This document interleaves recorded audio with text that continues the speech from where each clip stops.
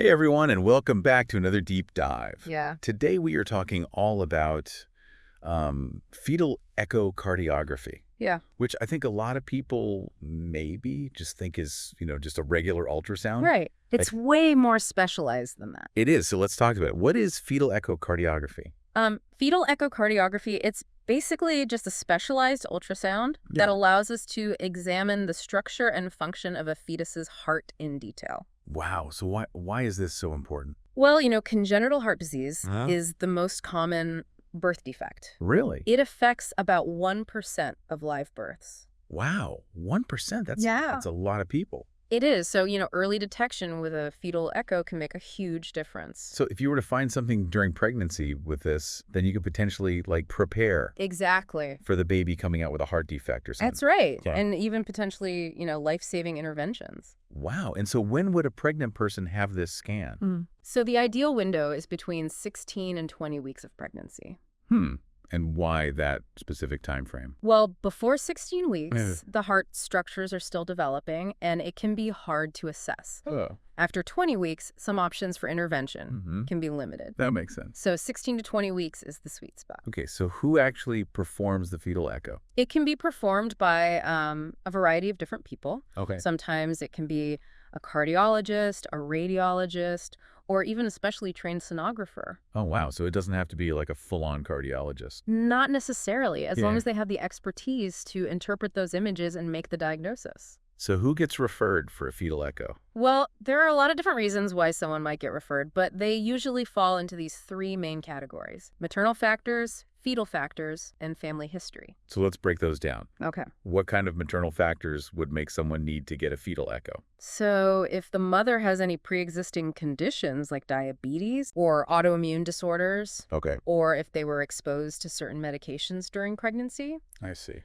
those can sometimes increase the risk of heart defects in the baby. Okay, what about fetal factors? Sometimes abnormalities are detected on a routine ultrasound. Uh-huh. Things like irregular heart rhythms or signs of other genetic syndromes, and that would warrant getting a fetal echo. Okay, and then last, family history. Yes, family history is really important. Okay. So if there's a history of heart defects in the family, Oh, okay. then a fetal echo would definitely be recommended. Okay, so let's say you're the one looking at the fetal echo, like you're the doctor. Okay. What are you looking for? Like, how do you actually do this? Well, first we determine the baby's position in the womb. And Yeah. remember, left and right are reversed. Oh, wow, that's trippy. Yeah, and we check to see if the organs are in the expected positions. Okay. Most of the time, everything is arranged normally. We Mhm. call that situs solidus. Cetus solidus. Yeah, but in rare cases, the organs can be mirrored. What? Yeah. Like flipped?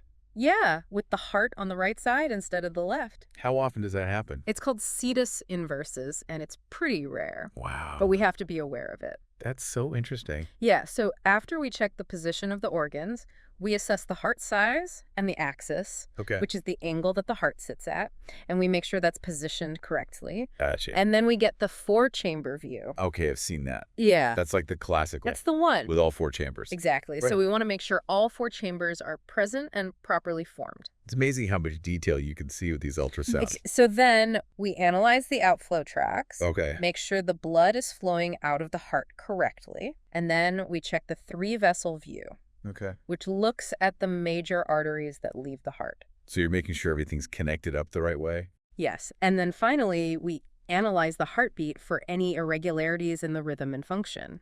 Wow. Okay, so can you just use any ultrasound machine for this? No, you need specialized equipment. Okay. We use high-frequency probes that Mhm. emit sound waves to create the images. Okay. These probes are specifically designed for fetal echocardiography. So it's not just the technology, it's the expertise to know how to Exactly. feel them. You need someone who can interpret Yeah. what they're seeing. So we've talked about the what of a fetal echo, but why should people care about this? It's all about giving babies the best possible start in life. Okay. By detecting heart defects early, we can empower families with knowledge and options, plan for the future, Yeah. and ensure the right care is in place, and even intervene to save lives. That's really incredible. It is. It's about hope and Yeah. giving families peace of mind. Wow. So what's next? Like what other advancements? There are some amazing things happening. 3D echocardiography, which is giving us even more detailed and realistic views of the heart. Wow, that's so cool. And fetal magnetocardiography. Fetal magneto what? Magnetocardiography. Okay, break that down for me. It can detect the heart's magnetic fields, which adds another layer of information. So you're looking at the magnetic fields of the heart. Yes, it's basically like an EKG, but for a fetus. That's incredible. That sounds so futuristic. It's still being researched, Yeah. but it has a lot of potential. That's amazing. So it makes you wonder, if we can do all this now, Right. are there even more things we can do in the future, like Exactly. potential interventions or therapies or something? Yeah, researchers are constantly exploring new possibilities Oh. like fetal surgery, Whoa. gene editing, Yeah. stem cell therapy. In utero? Yes, all of these could revolutionize how we treat heart conditions before birth. Wow. That's a lot to think about. It is. But, behind every scan, there's a family that's waiting to hear this news. Absolutely. And I imagine it's a very emotional experience. It can be. Yeah. So how do you navigate those sensitive conversations? Empathy is key. Yeah. We listen to their concerns, Mm-hmm. validate their feelings, Okay. and acknowledge the challenges they're facing. Yeah. We also try to avoid using medical jargon Right. and focus on communicating clearly and compassionately. So you're really trying to make them feel heard, Exactly. like they're part of this process. Yes, we want them to feel empowered Yeah. and informed so they can make the best decisions. So it's not just about like, here's the diagnosis, see you later. No, we're here to support them Yeah. every step of the way. I think that's really important. It is. It's a good reminder that there's a human story behind every diagnosis. Absolutely. And just having someone to listen can make a world of difference. It really can. And it takes a team Yeah. to provide that support. Absolutely. So you're working hand in hand with other specialists, right? Yes, we work closely with obstetricians, neonatologists, and pediatric cardiologists. Wow, a whole team of people. It takes a village Yeah. to make sure there is a seamless transition of care. Wow, so communication and collaboration are really important. Essential. Okay, It's how we provide the best possible outcomes. that's really great. It is. Okay, so we're talking about all these teams of people, Right. but it makes me wonder, does music play a role in fetal development? That's a really interesting question. Like I've heard of people playing classical music to their baby bumps. Right. Is there any science behind that?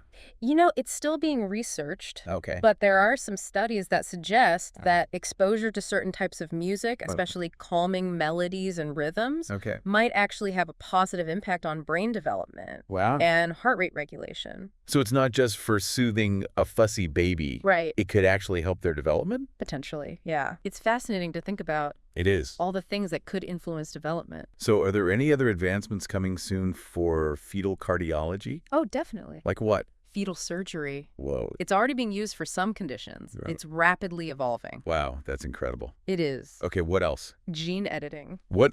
In utero? Yeah, imagine correcting genetic defects Wow. before the baby's even born. That's amazing. Yeah, and stem cell therapy, Wow. which holds a lot of promise for regenerating damaged heart tissue. So we are really on the cusp of a whole new frontier. I think so. But I imagine there are some ethical considerations with all of this, Of course. especially with things like gene editing. Yes, we have to be very careful and thoughtful about how we use these new We technologies. want to make sure we're doing what's best for the child. Exactly. Yeah. Okay, so we've talked about all these advancements, Right. but I could only imagine how emotional it must be for families It is. to hear this news. It can be very overwhelming for them. So how do you support them during this time? Well, first, we listen. Okay. We want to hear their fears, their hopes, their questions. Yeah. We acknowledge that this is a difficult time, Hmm. and we make sure to communicate clearly and avoid medical jargon. So you're saying, we hear you. Yes. We're here with you. We want them to feel involved Yeah. in the decision-making process. That makes a lot of sense. We also connect them with support groups. Oh, So they know they aren't alone. that's great. And they can connect with other families who are going through the same thing. Sometimes just knowing you're not alone can make a big difference. Absolutely. So behind all these advancements and diagnoses, it's important to remember that there's a human story. Right. And providing that human connection is really important. It's essential. So to wrap up, Yeah. we've talked about the technology, Right. the emotions, the future of fetal cardiology. Oh, that's a fascinating field. It is. And we're constantly learning more. So for our listeners out there, knowledge is power. The more we understand about fetal heart health, Mm-hmm. the better we can advocate for ourselves and our loved ones. Absolutely. And never underestimate the power of hope and resilience. Well said. Thank you so much for joining us on this deep dive into fetal echocardiography. Oh, my pleasure. We hope you learned a lot. I hope so. Stay curious, stay informed, and keep those hearts beating strong. Yes.